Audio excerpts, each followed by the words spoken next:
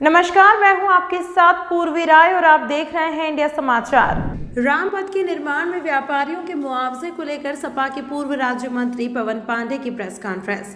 पत्रकारों के सवाल पर पवन पांडे का अजीबोगरीब जवाब। व्यापारियों के पक्ष में आंदोलन करने के लिए किस सड़क पर उतरे? सड़क पर तो मलबा है, सड़क पर बुलडोजर है। हम सड़क पर उतरने के लिए डर नहीं रहे हैं। किस कमरे में छुपे हैं हम तो व्यापारियों के पक्ष की बात कर ही रहे हैं। आंदोलन करने लायक सड़क बची ही नहीं, इसी की तो लड़ाई लड़ रहे हैं। मीडिया पर ही निकाली भड़ास।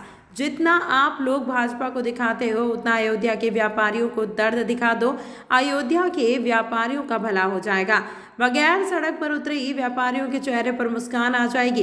व्यापारियों को सही मुआवजा मिल जाएगा। माइक्रोस्कोप से देखिए, भाजपा के नेता कहीं नहीं दिख रहे हैं। जिन्होंने नून रोटी खाकर सरकार बनवाई वहां नहीं दिख रहे हैं। किसी व्यापारी से मिलने नहीं गया भाजपा नेता। किस मुद्दे को लेकर आज प्रेस कॉन्फ्रेंस की गई?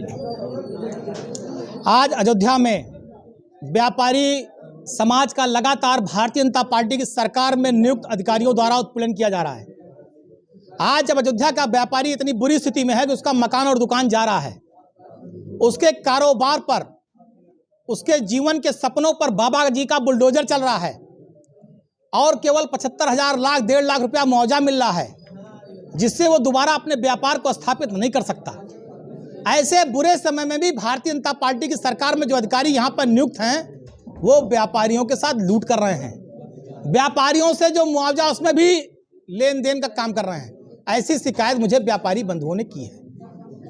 आप सोचिए, जो पर्चाशुदा जमीन है, जिस जमीन को लेने में लोगों ने स्टाम्प दिया 4 लाख 5 लाख 8 लाख रुपया, ऐसे व्यापारी भी मुझसे आकर मिले कि हमने स्टाम्प दिया है, 5 लाख 8 लाख कागज दिखाया और उनको जमीन का मुआवजा मिल रहा है मकान का 1 लाख 1.5 लाख।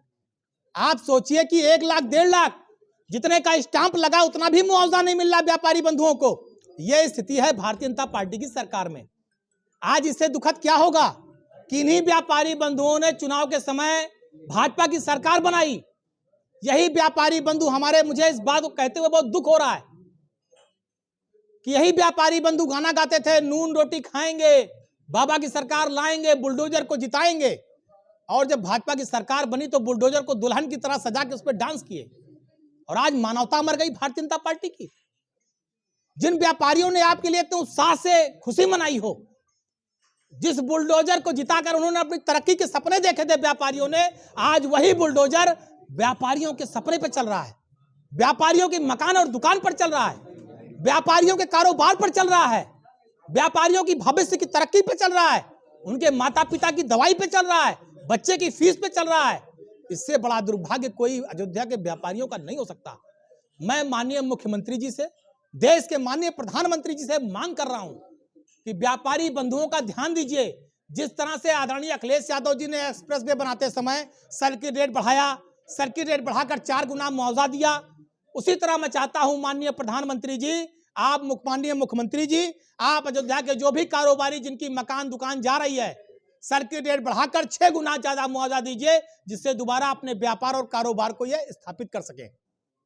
जिन लोगों की कई पीढ़ियां रह रही हैं, नजूल की जमीनें हैं, नजूल का मकान है, 90 साल 100 साल मान लो पट्टा खत्म हो गया है, तो उनका भी मानवता के आधार पर भारतीय जनता पार्टी की सरकार को विचार करना चाहिए कि वो सारे लोग कहां जाएं। और जो अधिकारियों की तमाम महत्वपूर्ण खबरों के लिए देखते रहिए इंडिया समाचार।